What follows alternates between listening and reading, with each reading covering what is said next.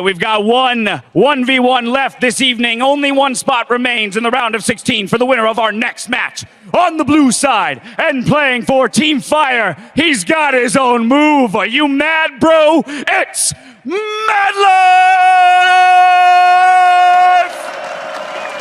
Y en el otro lado tiene el nombre de un arma porque es un asesino, el doble finalista mundial. Ratatatatatatatata, ratatatatata. Come on, James.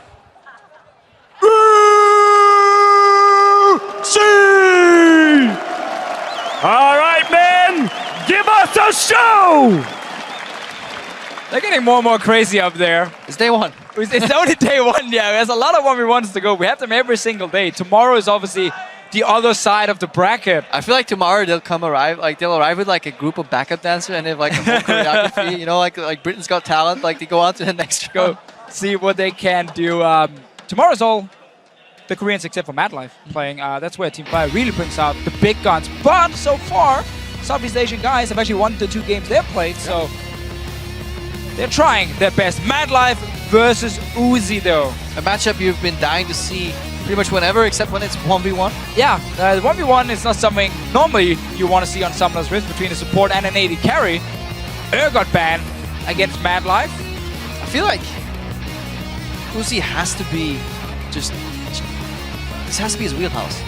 I mean, you are in a mode where 80 carries are like the strongest. I'm pretty sure. Even within 80 carries, like if you look at the likes of like, is Yellow Pete the greatest 1v1er of all time?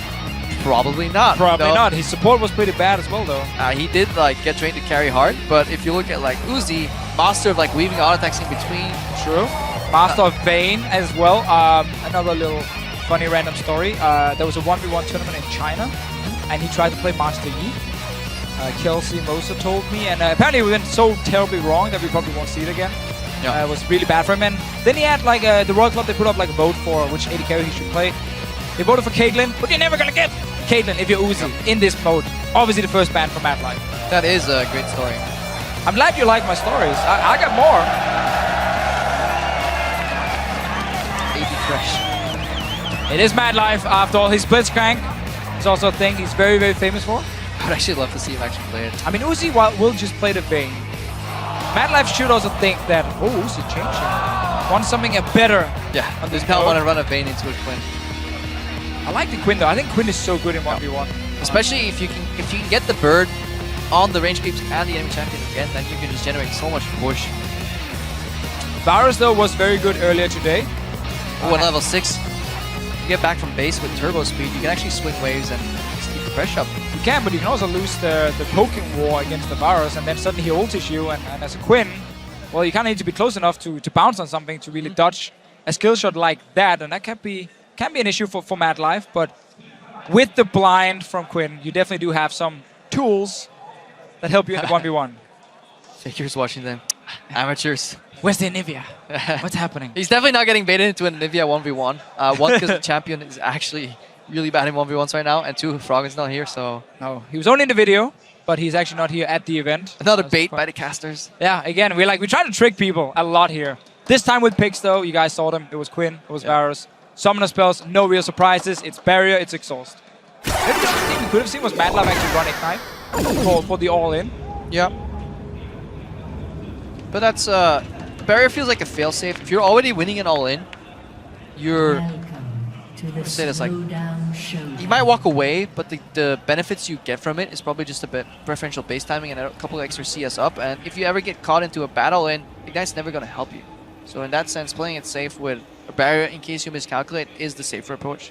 Madlife did forget his trinket. Not the end of the world, but it does help you.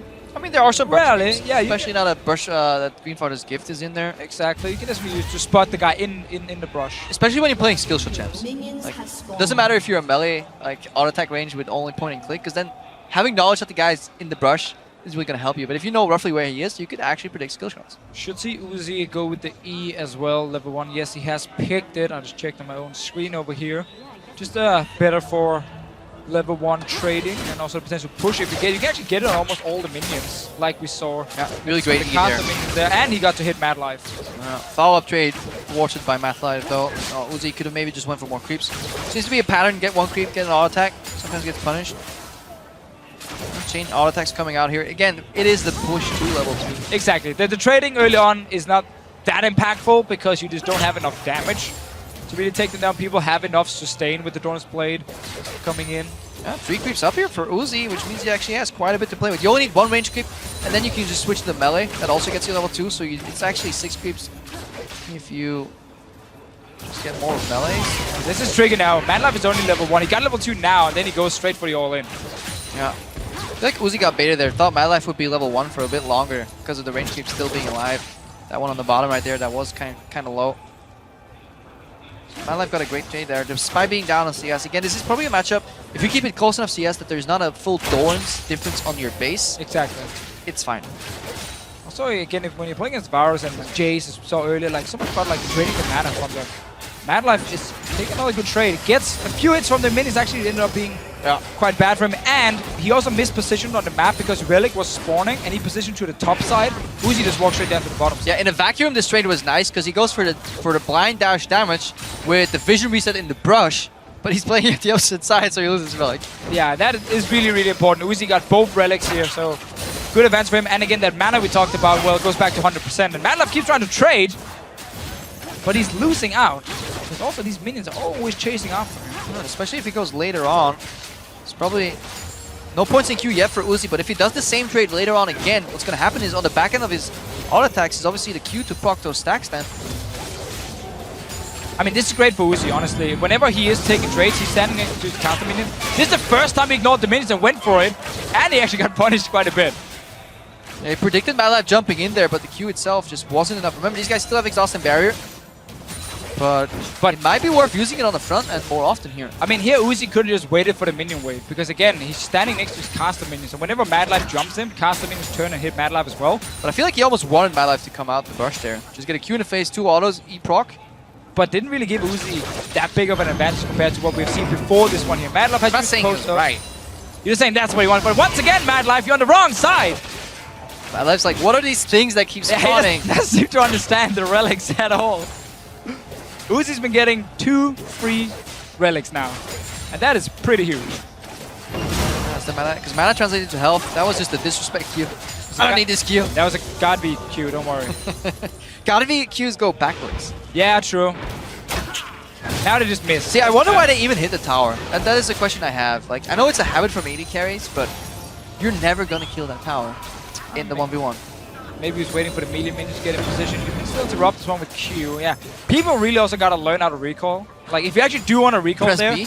just please, just like, you know, step away from the turret. Step away from that turret.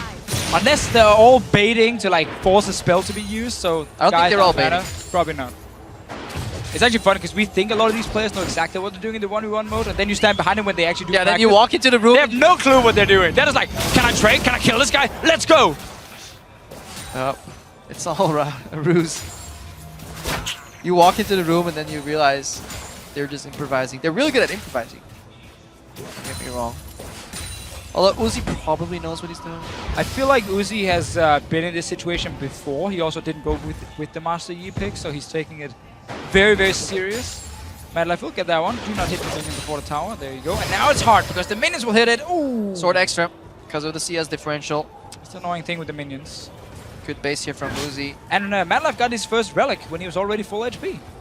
Congratulations. He's so used to losing them. He's like, I just want this now. He didn't have to take it because his wave is pushing towards Uzi anyway. It's just like, I will not see another one of my relics being lost to Uzi, so pushing out. So madlife gets combat sets if he can surprise Uzi with the ulti, but it's pretty obvious when he turns into a giant bird. Yeah, and he actually didn't even skill the ulti because it's so hard for him to use it properly and cost a lot of mana early on as well. Just went for another rank into his E, so he's like E, Q, 3 in E, 2 in Q. That is where he's focusing right now. Uzi, of course, took his ulti on the Varus. Uzi might actually go for counter engage here with ulti. Oh, he missed it! Uzi, you had the minions in your favor. You just have to stun the guy. You'd force his defensive summoners. The LP would have landed that one. Well, madlife, he's near the relic, but it's not there because he took it before. He's like, where is this thing? Maybe spawned to like he's learning. He's learning. He's adapting. Another good proximity trade here. Q misses obviously. Blocked by a minion. He's actually on this. There we Got go. it. madlife this time around. He gets it. Success story, honestly. Improving. It's very important though, that particular relic. Right now, Uzi has to wait for his next ultimate to come up. Because madlife in 1v1 trades is obviously going to win. Quinn is catered to be a duelist. Varus obviously sent around pushing down. Poking. Okay. Which has been pretty effective for Uzi, but he's going to hate himself for missing that ulti before. That was a game-winning ulti. Such a good position to just get these summoners away from madlife.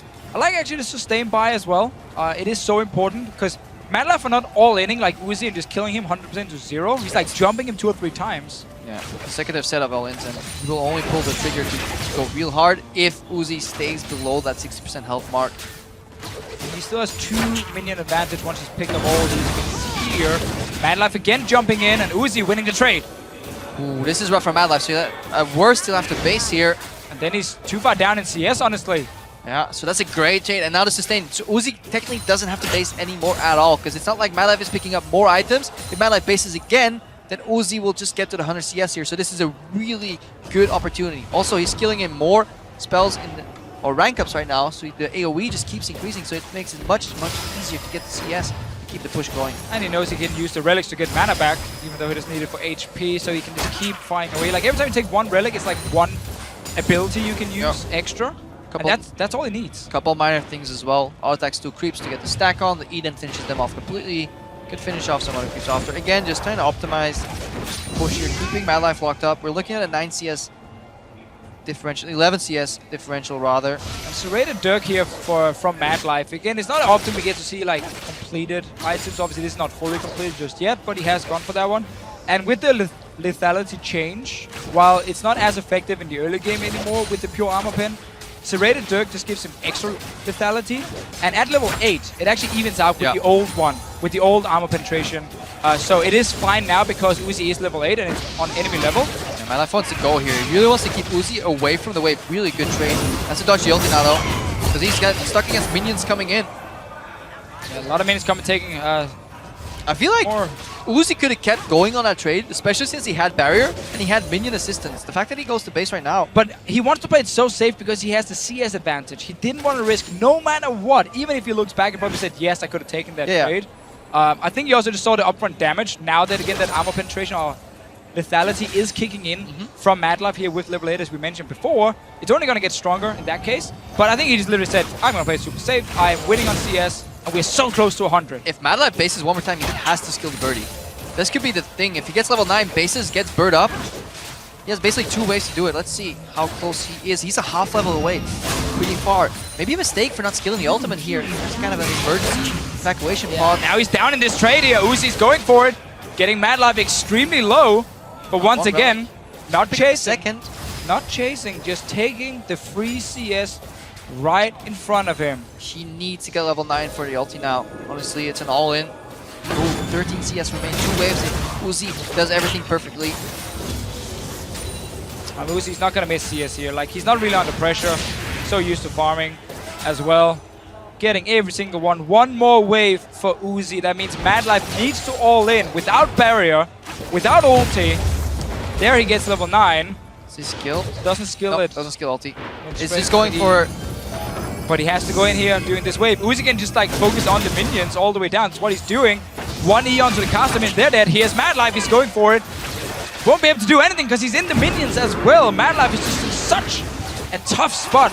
Q doesn't connect. Looking for another Vault Boy. For minions, 2 more minutes. The casters. No Q because he missed it. That's over. That's over. Uzi playing in control. We've seen other players go for crazy all-ins even when they actually would win. No tower shots. Uzi is 100% serious here. He's a man who can win this 1v1 tournament for sure. Would definitely be one of the favorites now that Bjergsen and Double Lift dropped out. Yeah, solid play honestly. Saw a couple good trades here, but we see why Varus is such a wanted pick overall in the 1v1 landscape.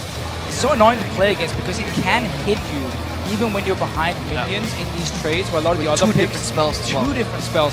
And then he just runs like barrier exhaust. So he's like, if you ever engage on me, I'm just going to use them and then ult you and walk away. Yeah, and obviously as we approach kind of the final moments again here, and one of the reasons why people start that E is because it doesn't get reduced if you hit it through like a bunch of minions. See, that's why Q is very hard because you can hide reduce Q damage if it goes through a lot of creeps. Yeah, and also if you step into a brush and he tries to fire a Q at you, it doesn't hit the minions, but the AoE of the E can obviously hit both casters and slightly into the brush there and get a bit of extra damage. So really well played from Uzi. Varus has shown to be one of the absolute best picks so far. Yep.